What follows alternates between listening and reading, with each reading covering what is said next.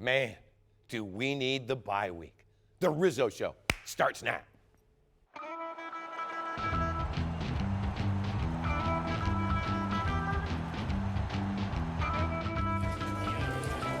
MGM Northfield Park presents The Rizzo Show. And now your host, Tony Rizzo.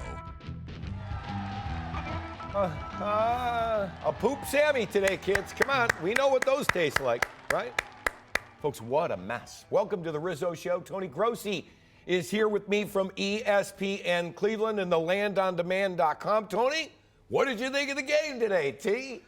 Wow, this reminded me of a golfer, a putter, a guy who has the yips early in his round. You just don't get rid of them, right? By the end of the round, you're frazzled. And the Browns just keep on making their own mistakes, and they can't overcome. You throw in a few bad calls by the refs, and it's way too much for them to We're going to get to that because I can't get – can I get fined for talking about the refs? No. Tone, I thought Baker had just another tough day today.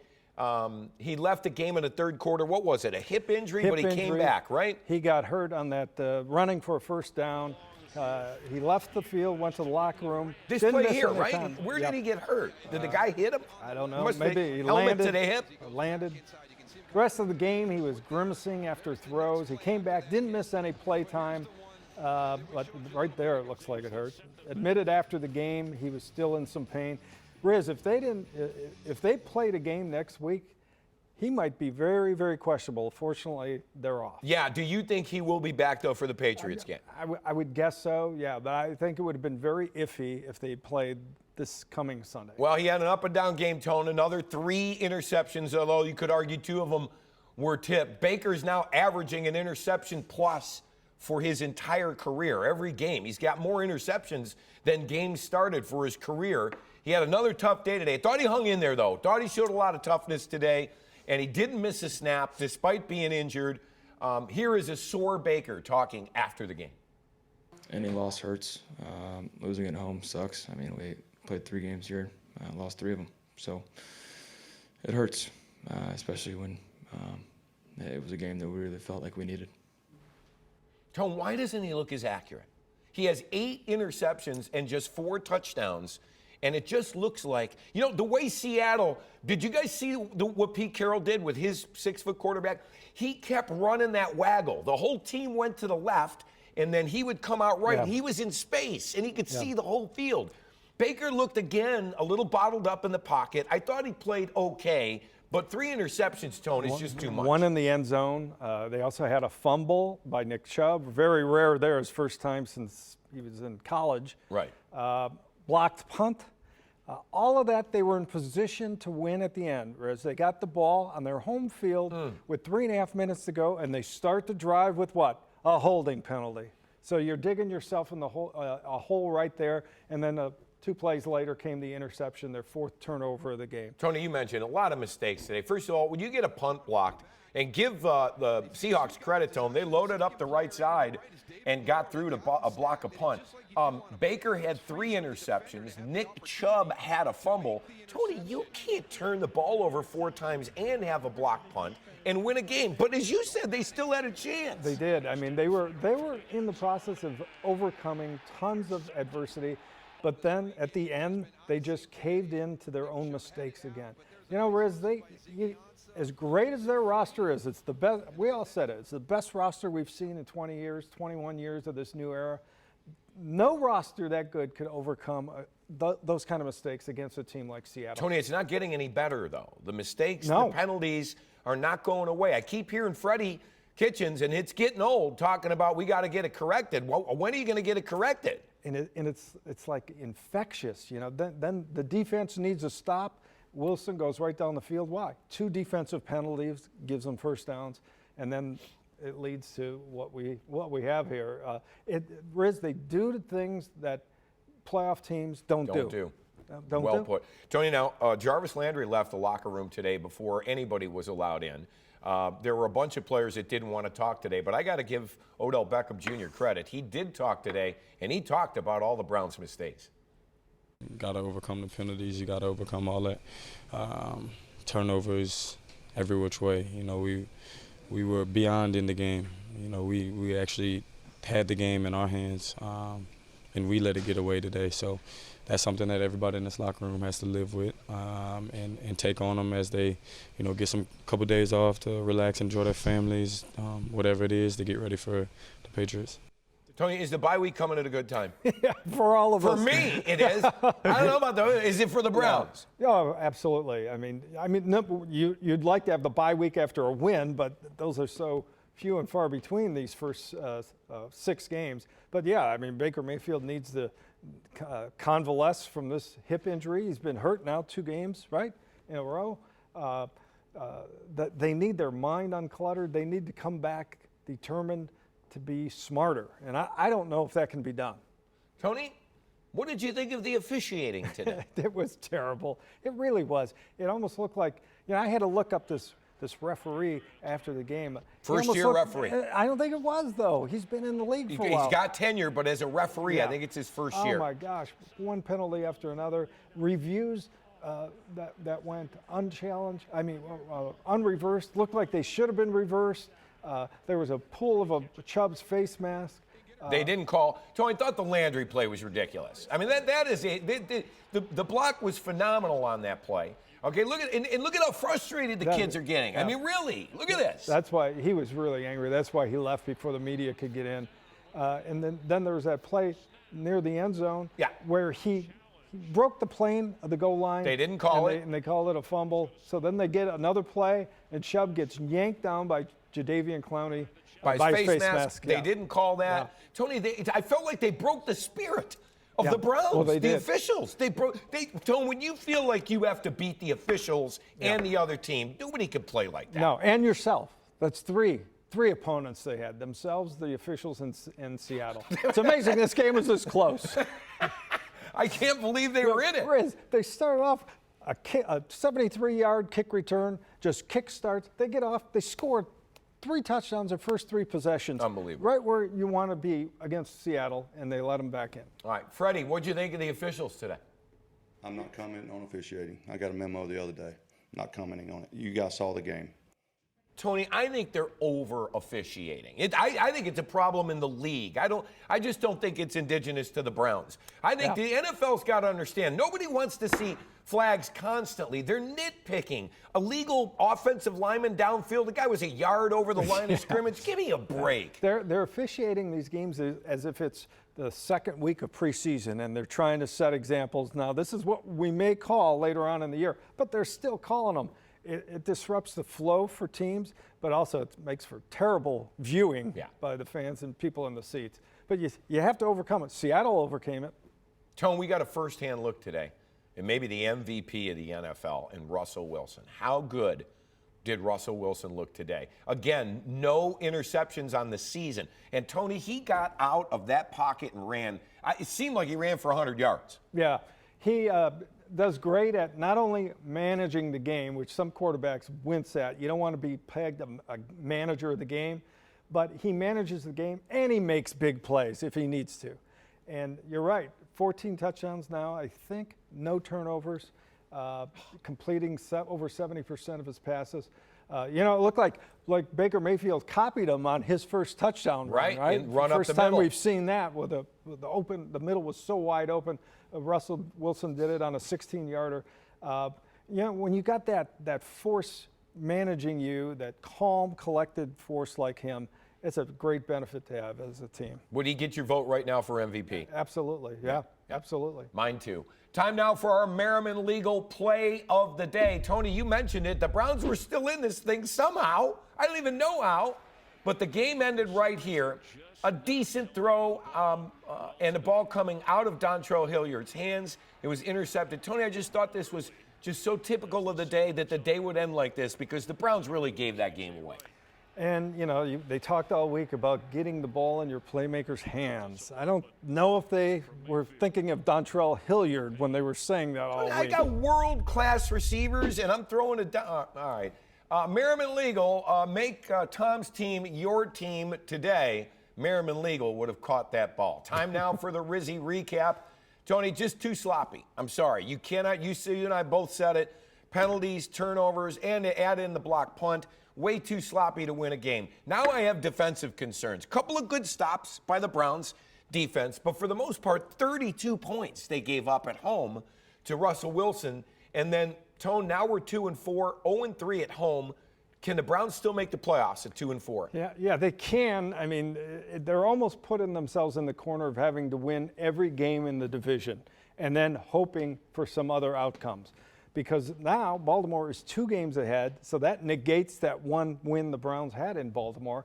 I mean, if the Browns can collect themselves and sweep this division or go 5-1, they still have a legit chance. But you wonder the psychological blows of games like this, one after another. Where are they? Where are they right now, psyche-wise, Tone? Where are they? Oh, I think they're as down as they could ever be. They're going to have to live with this game now for 2 weeks and prepare for the undefeated New England Patriots, who never beat themselves. All right, well, let me say this. I'm going to be positive, all right? You want to turn the season around?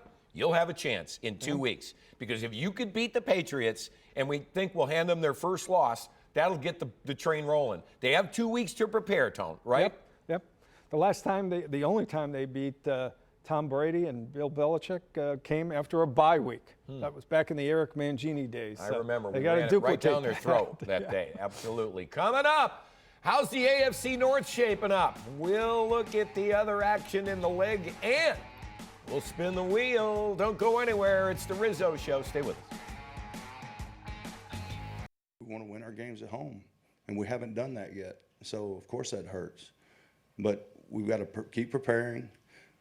We got to go on the road now, and we've got to win some games we're not supposed to win, supposedly supposed to win. That's what we've got to do, all right? And then when we do come back home, we've got to win our home games. Tone, I keep hearing the rhetoric, but I don't see a lot of things changing. No, they lead the league in penalty yardage. They were second in penalties. And it's, there's a lot of veteran players on this team. I mean, it's a new team put together and a new coach, but these are not all rookies here. You'd think they would start reducing those penalties, and they haven't, and the turnovers. All right, what a day for the Ravens and quarterback Lamar Jackson, Tony. The Ravens are now 4-2, and they are high atop our division. Jackson became the first player in the Super Bowl era to produce 200 yards passing and 150 yards rushing in a regular season game. Harbaugh pulling out the run game with his quarterback today. Well, the Browns have their numbers, so we don't have to worry about them, right, the Ravens? But this isn't going to sustain itself over time. He's going to have highlight games like this, but you can't go through 16 games playing that kind of football with your quarterback. Bengals kept it close, though. Tony, is the love affair over with quarterback Patrick Mahomes? The Chiefs have lost 2 in a row. Deshaun Watson, oh, who wanted him? The Texans are 4-2, Tony. And the Chiefs, is their defense good enough to go to the Super Bowl? It wasn't last year, and it doesn't look like it's much better this year. Yeah, the good quarterbacks, the good teams that can score and match Patrick Mahomes usually come out on top against them now because of that Chiefs defense. Right. Christian McCaffrey's really good. Tony, is he an MVP candidate? Has to be, right? Definitely a candidate, sure. It's tough for a running back to win MVP. But he is alone among that position group in the running for it right now. And by the way, the Panthers are 4-2, Tone, without my guy, Cam Newton. They're doing really well. That game was in London. They play pretty good football. All right, Tone, what is the biggest surprise for you in the first 6 weeks? Injuries, big stars teams, bad officiating. What do you think? Well, I'd probably say San Francisco 49ers still undefeated after they beat the Rams today. A big game, 5-0, and they look real. I mean, they're winning on defense, and they have a quarterback that can make the play at the end if they need to. It was tough to break. The Rams were defending NFC champions, but by knocking them off, man, they have a big lead on them right now. All right, from the pros to college, what a shakeup after Georgia lost in double OT Saturday. Let's take a look at the top 4 of the AP poll. Alabama remains number 1, but look at LSU. Big win over Florida, gets them to 2. Clemson still hanging around at number 3, and my Buckeyes are there, Tone, at number 4. Who's the best team out of those 4 right there? Right now, it's probably Ohio State the way they're playing. Wisconsin in the conversation? No, they're not on that list. They're probably right below it. Well, we'll find out. They don't play this year, Ohio State and Wisconsin. The Buckeyes back in action Friday night. What is this? Fridays for high school. How are the Buckeyes playing on Friday night? They travel to take on Northwestern. Boy, TV gets them to do crazy things. I don't watch college ball on Friday night. I'm busy watching Berea Mid Park every Friday night. My buddy at Brunswick, Mark. All right, coming up, it's time to spin the wheel, T. Get ready. Who knows? Who knows what we'll talk about? We don't know the topics. Stay with us.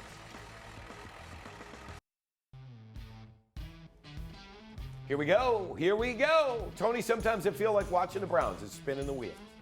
Welcome back to the Rizzo Show. It is time to spin the wheel. T, let's see what we've got. Hit it. Rex Ryan. Tony, Rex Ryan said he wants to be the next head coach of the Washington Redskins. Tony, you usually don't get 3 trips to the buffet table. You have to win every now and then to get 3 trips. Actually, that might be a perfect marriage, a dysfunctional team and a dysfunctional head coach. Yeah, and he won't. I mean, God bless him. He's working for ESPN, picking on Baker right now, but you don't think he'll get another shot, right? I don't. I think his time has come and that ship has sailed. Yeah. Good defensive coach, but offensively left a little bit to be desired. Let's spin that wheel, baby. Number 2. Oh, Tony, Gronk. Gronk, the former Pat star, made his debut right here on Fox during Thursday Night Football. Did you check him out? Do you think Rob will be good on TV? Yeah, I do. I think he looks good. He looks a little deflated, like he's lost some weight. I thought he'd end up in the professional wrestling ring after football, but he might end up being a manager or an announcer, but I think his competitive days might be over. Do you think he might come back for the Patriots or no? I don't think so. His spirit beat down a little bit, Tone, right? And I think his body too. But yeah, I'm playing for that coach in that organization that long gets to you. Again. Oh, the MLB playoffs. Tony, have you been watching the Major League Baseball playoffs? We're still waiting for the Cardinals to score a run. Yeah, they've been a little bit tough to watch, but it's Yankees and Astros. Tony, who can I root for in that series? No one. The Yankees, and I might hate the Astros more than the Yankees right now. I do.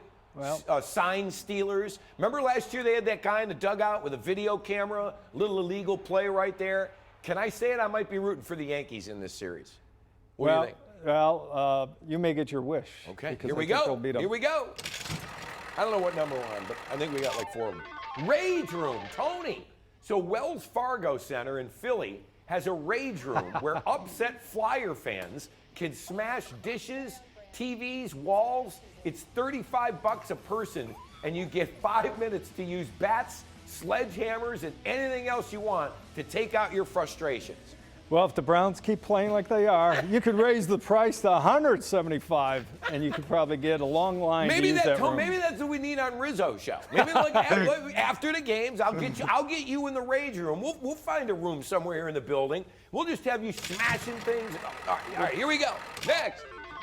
The Jesus shoes. Tone, how about this?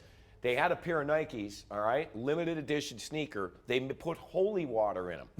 In the soles. From the Jordan River, they sold out in 1 minute.